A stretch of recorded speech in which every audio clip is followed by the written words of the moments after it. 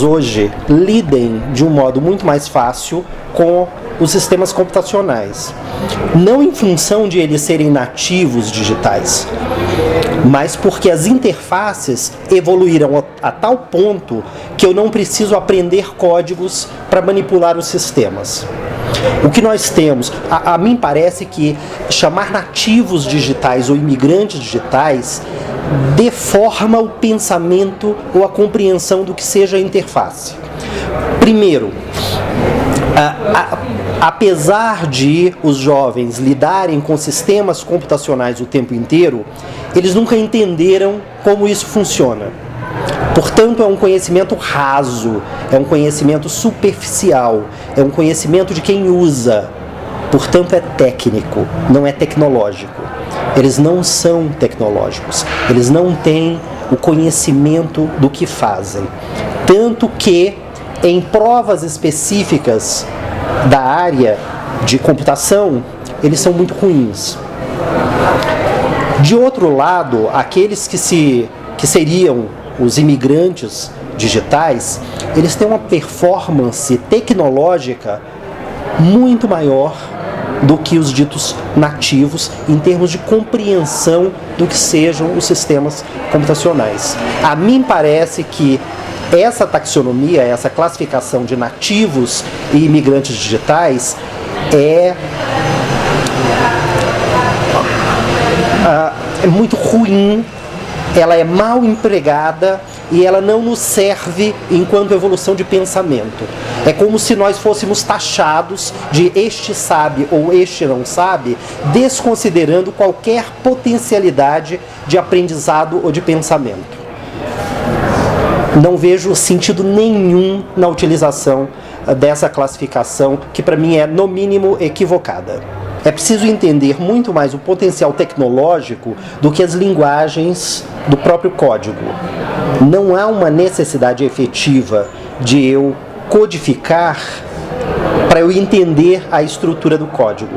Do mesmo modo que eu não reconheço todos os vocábulos da língua portuguesa, mas isso não me impede de falar em língua portuguesa.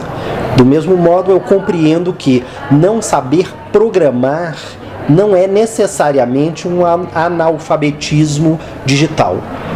O processo está muito mais no reconhecimento de funcionamento e não no processo de feitura do código.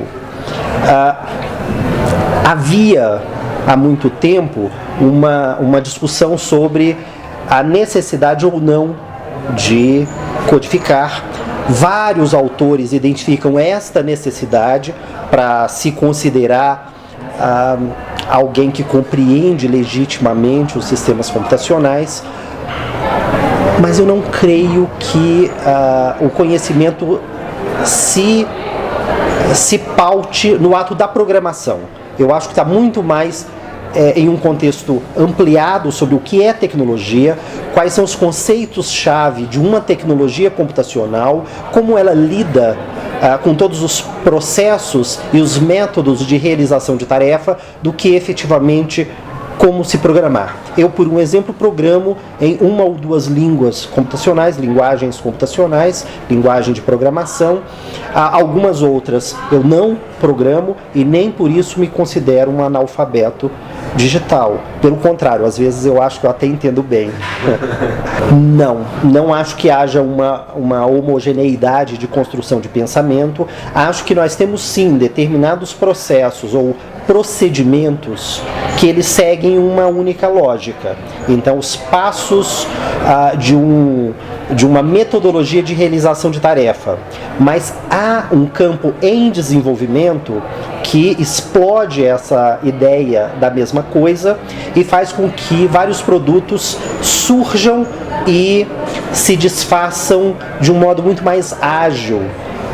O que prova que nós não temos um único modelo. Os modelos eles são superados a uma velocidade muito maior se nós pensarmos na sociedade contemporânea do que em modelos anteriores. Daí, por um exemplo, alguns serviços que não existiam há 10 anos dominarem o mundo hoje, com a dúvida se daqui a 10 anos continuarão no mesmo posto. O esforço que as empresas fazem é justamente para não perder o posto, sabendo do potencial de obsolescência desse método de pensamento, desse passo a passo de realização de tarefa. Então, ao contrário de criar uma homogeneidade de pensamento, o que nós vemos é um índice de obsolescência cada vez mais acelerado e o índice de criação de novas ideias muito maior. As startups hoje dominam o universo mercadológico dos sistemas computacionais com ideias inovadoras o tempo inteiro.